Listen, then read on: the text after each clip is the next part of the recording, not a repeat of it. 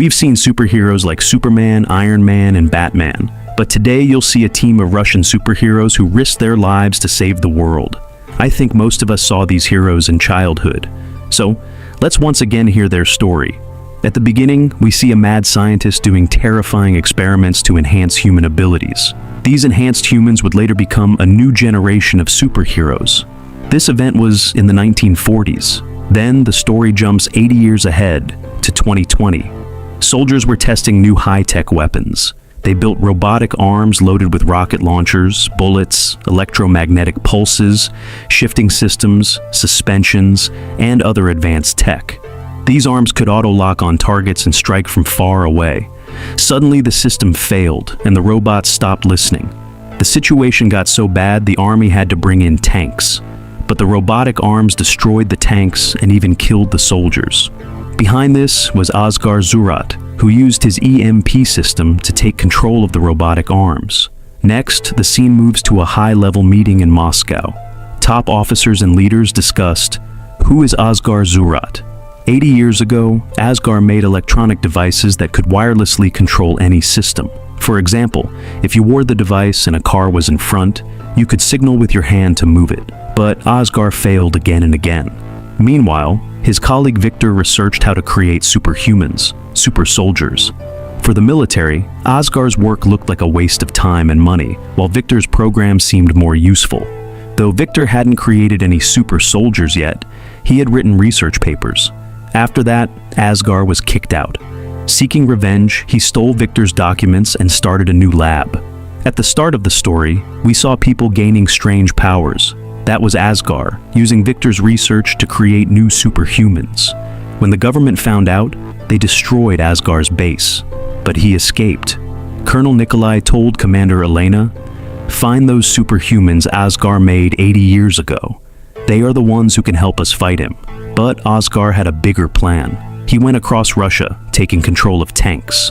Meanwhile, Elena and General Nikolai went to Patriot, a service center that monitored the whole world, tracking devices and people everywhere. Patriot was built to protect the world from danger. Elena ordered her team, find people with special powers. They would track them and start a new war against Asghar. Reports came in. Some superhumans were in Siberia, some in India, some in Japan, China, and even Sri Lanka. Many characters are mentioned here, but in this movie, only 4 of them will be shown. Why that is, I'll explain at the end. Next, the scene moves to the first superhuman, named Shiva. When Asghar visited India, he was inspired and gave his creations Indian names. Shiva had powers like the god Shiva. He could control earth and stones, shaping them any way he wanted. Elena went to ask Shiva for help, telling him, "Maybe you've forgotten your old creator, Asghar Zurat. 80 years have passed, but now he's planning something big. He wants to control the entire world. That's why we need superheroes like you."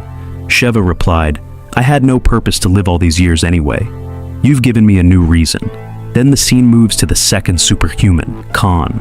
He carried 2 long swords on his back, and his power was speed. Like the Flash, he could run at the speed of light and strike enemies. He could slice a car in half with one blow, and before bullets even hit, he could shift places and cut anyone down. Honestly, out of the 4 heroes, Khan's power is my personal favorite. Anyway, let's move on.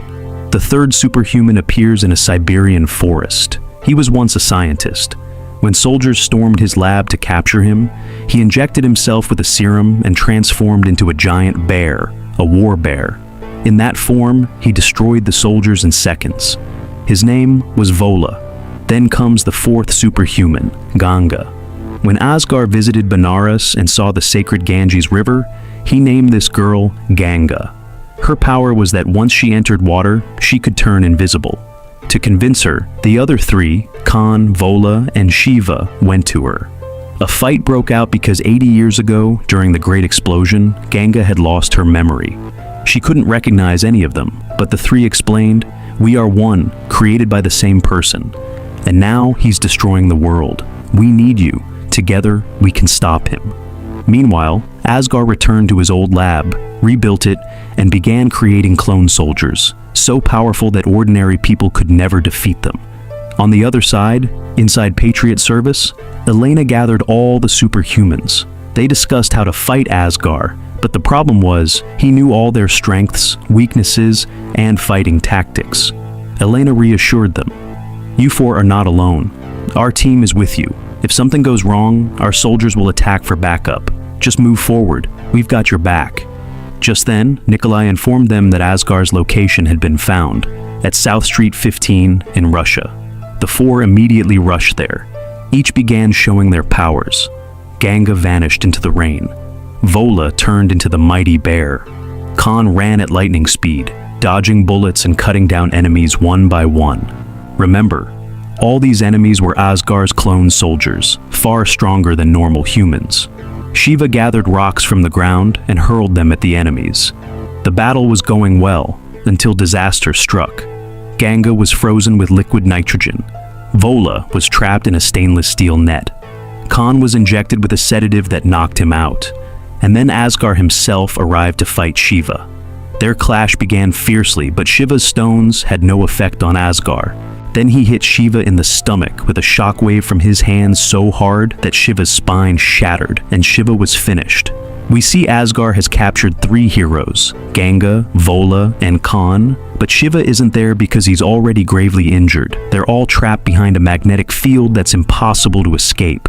Asgard says, "If I wanted to kill you, I'd have done it long ago. I need your powers. I want to input some of your abilities into my new clone soldiers, the 3 refuse. You can't take our powers." Asgard replies, "Fine. I have a bigger plan anyway." He moves to another region of Russia with massive tank stockpiles, activates his EMP, unleashes the tanks, and throws the whole city into chaos. He tries to steal a tower. There were many cranes at the site. Asgard pushes them aside with his power. Meanwhile, Nikolai comes to meet him. In truth, Nikolai had tasked Elena to first find the super soldiers and then lead them to Asgard, so Asgard could use their power for his next module. Nikolai was secretly working for Asgard, a double agent, to fulfill his own conditions. He came to demand Asgard make him president of Russia. Enraged, Asgard kills him. Next we see the Kraken Tower, crucial for Asgard's upcoming massive mission. He steals the tower. Elena, meanwhile, goes to Shiva. Since Shiva's spine was shattered, he lost all his powers and became an ordinary man. He shares memories with Elena, how he raised his daughter, took her to school and college, saw her marry, saw her have a child, and even buried his own daughter with his own hands. In other words, Asgard's superhumans were essentially immortal. They don't age to death, though bullets or other injuries can kill them. An anti-aging system was working in all their bodies. That's why, even after 80 years, none of them aged a day. Elena then goes straight to Victor for help, the man who first researched superhumans, whose data Asgard stole to create them. Since the entire research was Victor's, he develops an injection that restores Shiva's powers. Meanwhile, soldiers working with Asgard start developing their next module. Elena sneaks in and frees the other 3, Ganga, Khan, and Vola. Now comes my favorite part of the movie. Elena gives each of them special gear to amplify their powers. Khan gets a suit that's far safer than before. Ganga gets an outfit with a built-in device that can make her invisible without water.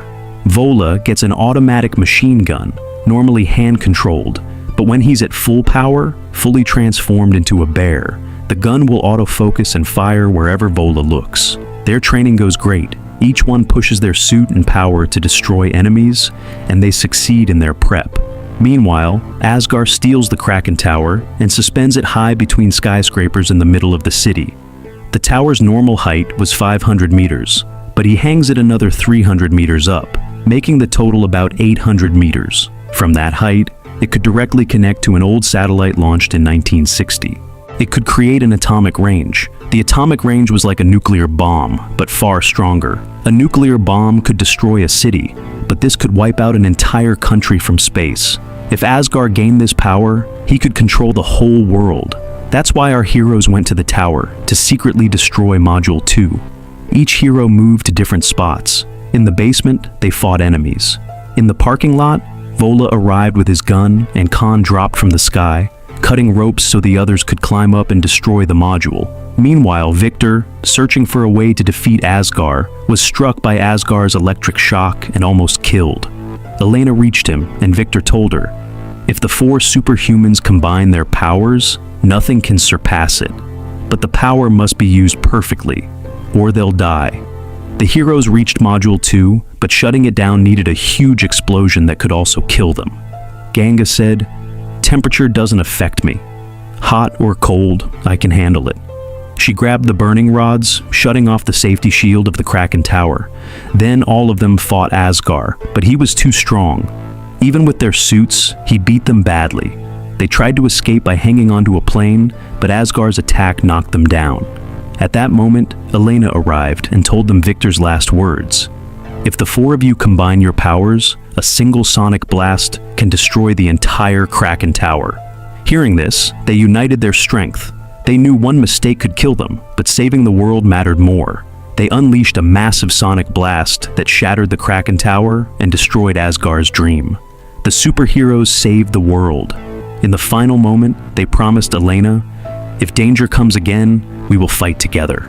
The movie ends there, but in the post-credit scene, Elena is captured by thugs. She had said there were more super soldiers to find. At the start, we heard reports of others in Siberia, India, China, Japan, even Sri Lanka. Only 4 were found, meaning more are still hidden. While fighting, Elena learns a man called Pharaoh sent the thugs to kill her. This means the unknown Pharaoh wants the superheroes united, planning something even bigger. That hints the second part of the movie will surely come. Personally, I can't wait for it, and when it arrives, we'll explain it quickly. That was today's full story. Let me know how you liked it in the comments. I'm signing off for now.